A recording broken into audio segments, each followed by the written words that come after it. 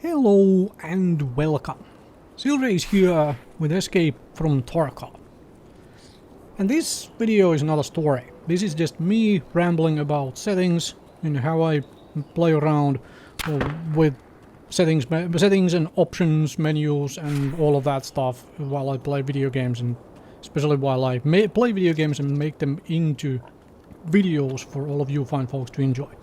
So there is no commentary on the gameplay here. Gameplay in the background is just, random gameplay there for your distraction. If you don't want to hear me rambling, you can just mute the video and enjoy the footage going on. Unfortunately, can't really separate my talking from the actual game audio, so in that case you will have to, watch it without audio at all. Anyway, maybe that technology eventually comes where you can decide to, when there will be multiple tracks in all of these videos, and you can just decide to, okay, I don't want to listen to the announcer, I don't want to listen to this guy's commentary, I can just mute that and, maybe, eventually, hopefully, possibly. Anyway, let's hop on to the actual rambling on settings. Because I have played PC games, or video games on PC for a long time.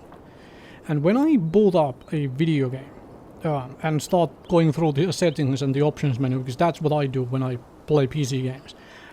Before I do anything else, I go through the entire options menu and settings menu and tweak everything and so on.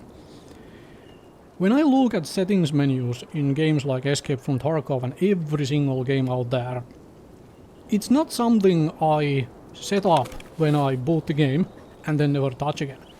I look at every single option there as a mutable thing. Something that I will go back to and have a look at again of like, okay, do I want to turn this on or off, or do I need to increase or decrease this? And I do this constantly. Especially with all the games where I make videos. Example being this Escape from Tarkov. Because I want the game to look good for you folks on the video end, and I want the game to run well enough on my end that, finding a sweet spot where those two meet. Looks good and plays well. And that means making compromises on frame rate for myself, for example, while I play, to ensure that it looks good. While also making some other compromises. For example, one compromise, I despise motion blur.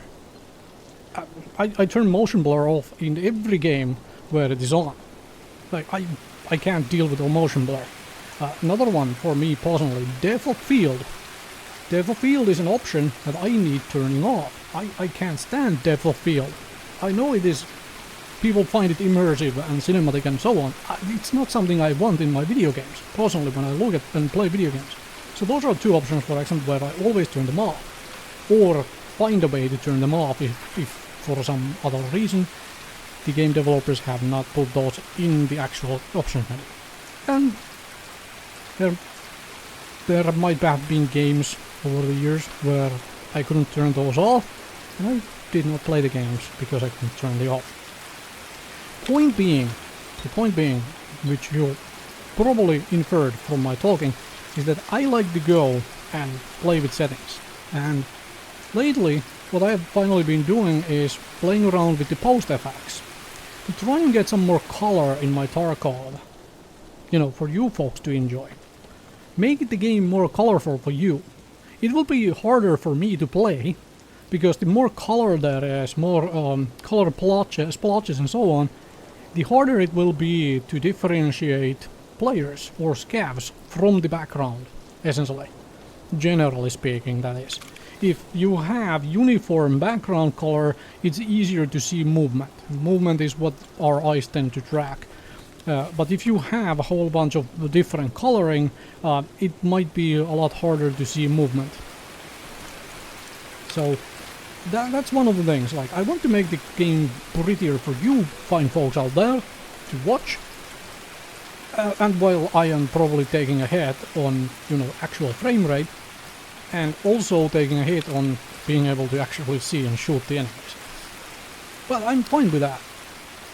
The other thing is, because I finally used scopes with proper magnifications in this game, and I realized that this is an interesting way to code this stuff, where it basically where a scope with magnification is a picture-in-picture. You have your peripheral vision outside of the scope, and it renders the image in the scope sort of separately, so that eats resources like crazy. In case you didn't know that, it's one way to do it. It eats resources like crazy, and so what I realized is that, for example, with some of my settings, I was getting a slight lag spike whenever I, for the first time, I pulled out, looked down the scope. I lagged. Just ever so tiny bit, like a second or two lag spike every time. Not every time, but whenever I first did that. And it's gonna get me killed a whole lot of times if I keep that on. So I need to tweak settings to make sure that there is no lag spike there. And so the game will look different here and there. If you really pay attention between the various episodes and whatnot of my stuff, you will notice there are some slight differences and so on here and there. Because I want it to look good for you folks, and I also want it to run well and find that sweet spot between there, and that's why I tweak the settings, right? For example, I don't want the game to look like trash and run at 200 frames. I want to have a middle ground between those things. Right now I am running the game at kind of consistently, at least on the maps I have played so far, in the about 80-90 frames, while it looks good enough. Let's just say it looks good enough. If I was just playing this by myself and I wasn't recording anything, especially if for some reason this was a game I would play as a competition of some kind, I would just absolutely kill all the graphic settings to make movement and as easy to spot as possible, to make enemies stand out as much as possible, try and remove all the shadows, all of that stuff, to simply try and make the shadows as blobby as possible instead of like very defined and so on. Basically, try and give myself all the advantages I can in firefights, in spotting my enemies and so on. It wouldn't have to look pretty. But since I am making YouTube videos, I kind of do want it to look somewhat pretty. And finally, after having talked about those things, let me just mention, because I mentioned options menu, keybinds for me are the exact same thing. I'm still tweaking keybinds to find out what are the things I really need access to very quickly. Because, for example, I do not use WASD, I just cannot use WASD. My movement keys are TFGH, if you're curious. Smack middle in the keyboard, that's where my movement keys is. I move all the keys around there, and so on. But I'm still like, I haven't gotten all the like, okay, do I need... Is it better if I have flashlight on this key or not? And then I test and tweak and so on and so on. Anyway, hopefully this was entertaining, me talking about random things and whatnot. If not, then it wasn't. But actual gameplay and stuff in the next one. This was just, I just wanted to talk about making those changes and, bring more color into the game, for hopefully making it more enjoyable for you fine folks to watch.